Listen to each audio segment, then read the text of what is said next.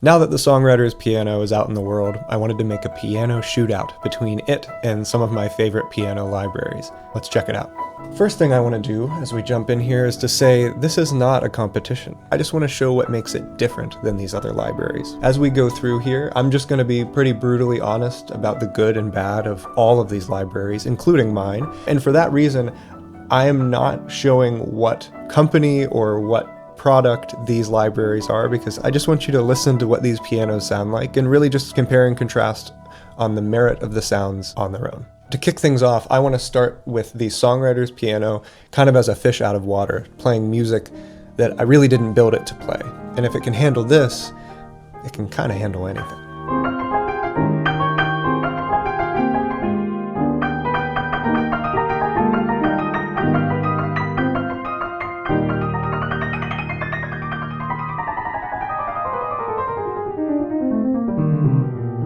Let's hear another upright piano taking a stab at this.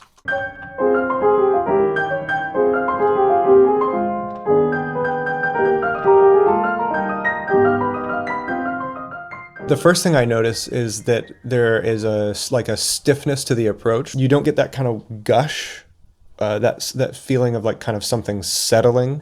Right, so that bum, bum, just kind of like appears straight away. Love the pedal and clunking sounds in this library, so nice. Here's the Songwriter's Piano.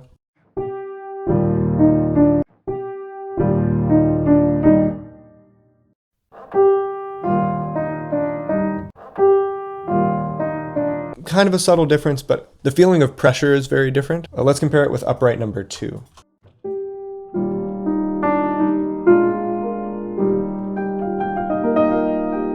This piano has some of that push. Here's the Songwriter's Piano for comparison. And now this is a good time to bring up the timbre, like the tonal footprint of the piano. It's another thing about this piano that I felt was really perfectly characteristic in the settings that I was imagining for it. Acoustic guitar, twangy electric guitar, loose indie, roomy vocals and drums. Before we move into that, I want to compare it to some grand pianos and some felted stuff to kind of show the blanketed sound of the Songwriter's Piano. This concert grand piano that I'm about to show you, its relationship to an orchestra is kind of like the relationship the Songwriter's Piano has to a band. It's kind of built for this.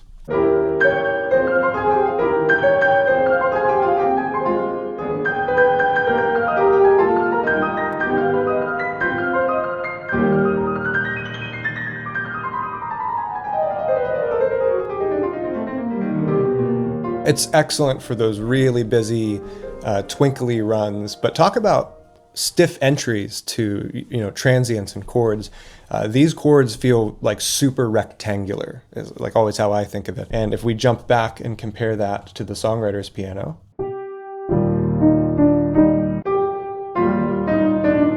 yeah, much more like assertive. Here's another grand piano that I feel like is captured a lot more sensitively. Lots of detail in this one.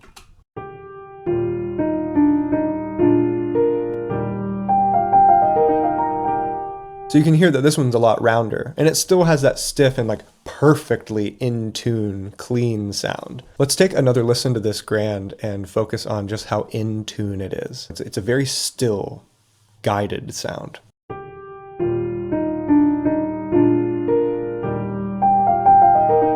Many of the keys on a piano are not just one string, and I think this is generally common knowledge, but the point remains that when a piano is perfectly in tune, it sounds like one string. As it genuinely gets out of tune, some of the strings stay more in tune than others drift, and so now sometimes you have 3 distinct pitches, very close to each other, but now kind of chorusing against one another. Some libraries try to recreate this, and they'll kind of randomize the tuning of each of the keys, and it's never quite right because you have to get that internal movement on a note-by-note basis.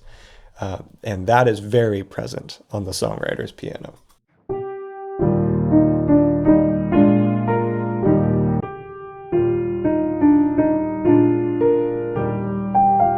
There's something so much more stately and almost tranquil to that sound. But if you're looking for like really playful and like it's like energetic and kind of has an attitude, a little slant to it, you're not going to get it with a very in-tune piano. Okay, let's move on to felt pianos. I'm going to start us off with some actual felted pianos before we move into the songwriter's blanketed samples, because the blanketed samples are strange and kind of their own sound. Here's a nice, very choked up, kind of like dampened felt piano.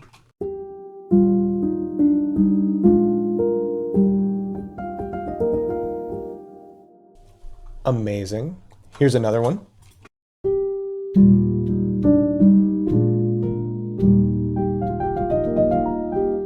You can hear a lot more of the chuff of the felt on that one.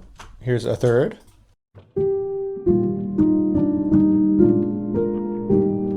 That one's a lot clunkier. And now here is the blanketed songwriter's piano.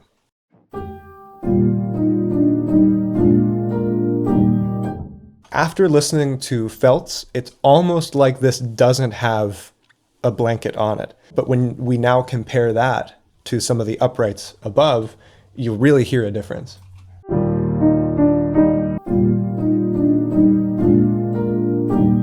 And now back to a felt.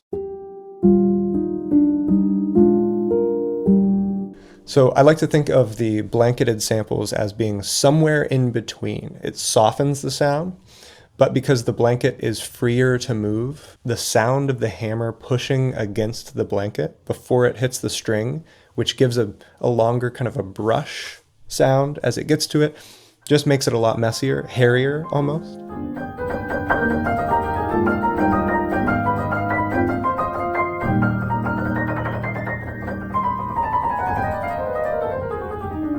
It's such a sloppy sound. But now I want to show you just how nicely that messy sound fits in a very different context.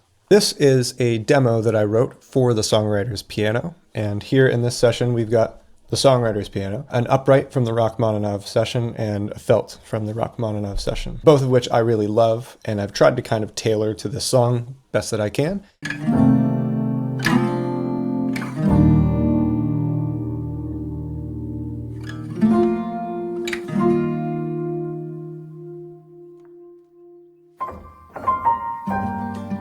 Let's start with that little twinkly bit right here. Let's listen to the Songwriter's Piano doing it.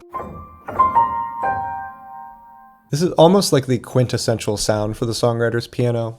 Tons of room, tons of loose, sympathetic resonance, just enough of the brushy sound for it to be messy without getting in the way. Now let's compare just this little twinkly moment with those other pianos. Here's an upright. Nice sound, obviously very different already. This one might be a little bit more similar. This is the felt piano. Gorgeous, but we lose some of the brushy sound and we lose that kind of mid-rangey presence too. Let's go back to the Songwriter's Piano.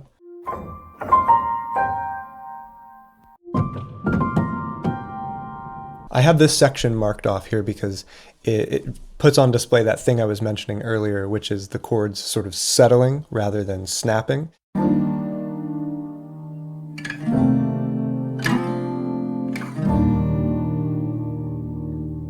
Let's compare that with the felt.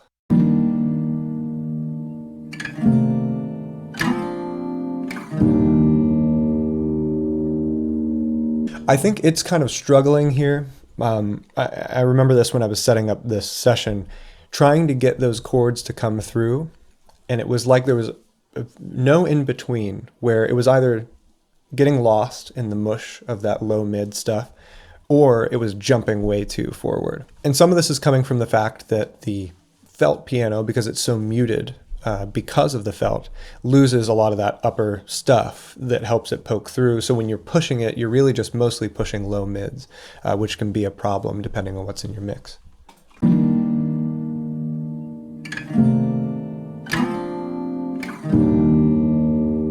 And now here's that upright piano, which should have no problem cutting through.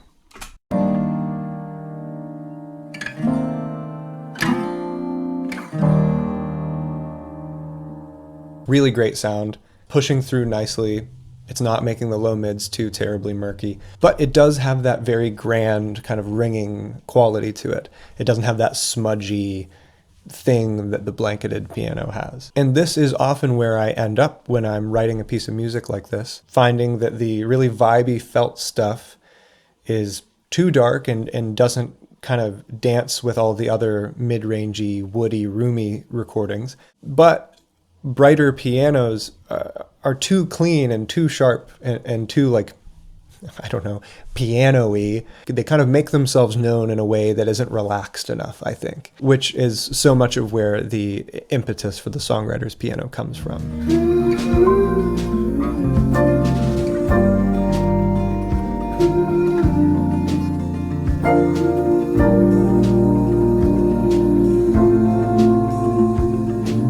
It shares so much with things that are in this mix, like the dobro.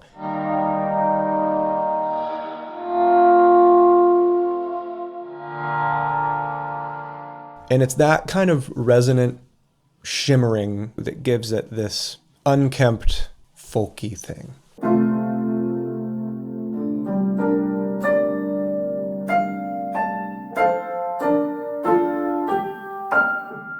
But let's listen to this section with another piano. We'll go to the upright.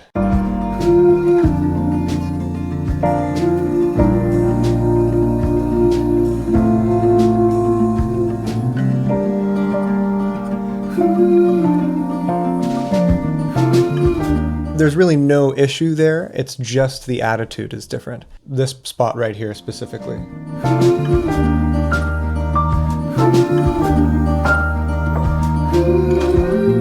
Yeah, it's a whole different attitude. And now here's the felt.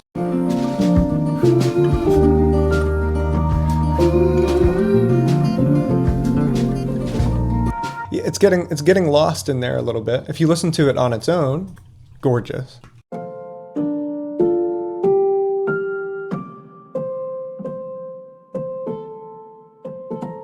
Let's listen to just the songwriter. Just, again, looser, something more laid back about that. I mean, but do listen to how gorgeous this felt sound here is at the front of this section by itself.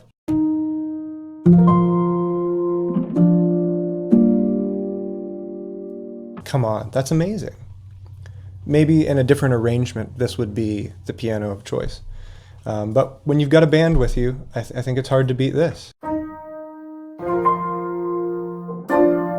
This snarling thing, which is just the internal movement created by all of these beating frequencies, it translates into movement into the music, and it translates to energy.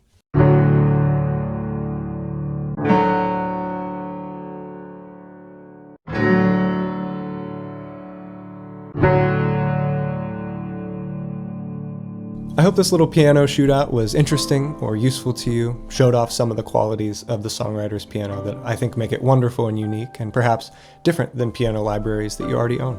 If these use cases and vibes speak to you, go grab a copy. Intro sale at time of recording is still live, so now would be the time to get it. I really hope this thing gets to be a part of the music you make. Thanks for watching, take care of yourself, and I'll see you next time.